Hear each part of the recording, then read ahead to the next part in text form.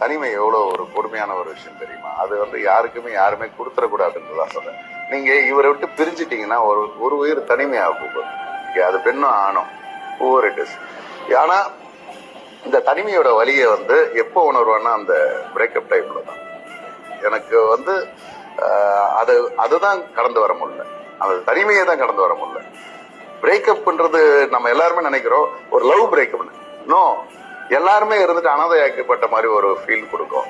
அப்பா அம்மா இருப்பாங்க, அண்ணன் தங்கச்சி இருப்பாங்க, எல்லாருமே இருப்பாங்க. ஆனா நம்ம ஒரு அனாதையா ஃபீல் பண்ற ஒரு மொமெண்ட்டே இந்த ஒரு உயிர் நம்ம கிட்ட இருந்து போகும்போது தான். அதனால தனிமையோட கொடுமையை யாருமே கொடுத்துடாது. நான் இருக்கிறேன்டா உனக்கு அப்படின்ற ஒரு நம்பிக்கையை எப்படி நீ கொடுத்தியோ, அண்ட் தேர் ஃபார் யூன்ற ஒரு நம்பிக்கையை நீ கொடுத்தியோ, ஐ விஷ் யூ சோ மச்ன்னு சொன்னா, ஐ லவ் யூ சோ மச்ன்னு சொன்ன அந்த வார்த்தைகள்லாம் பொய்யாக்கிடாதீங்க. தனியா இருந்து பார்த்துருக்கீங்களா? தனிமை எவ்வளோ ஒரு கொடுமையான ஒரு விஷயம் தெரியுமா? அது வந்து யாருமே கொடுத்துடக்கூடாதுன்னு தான் சொல்றேன்.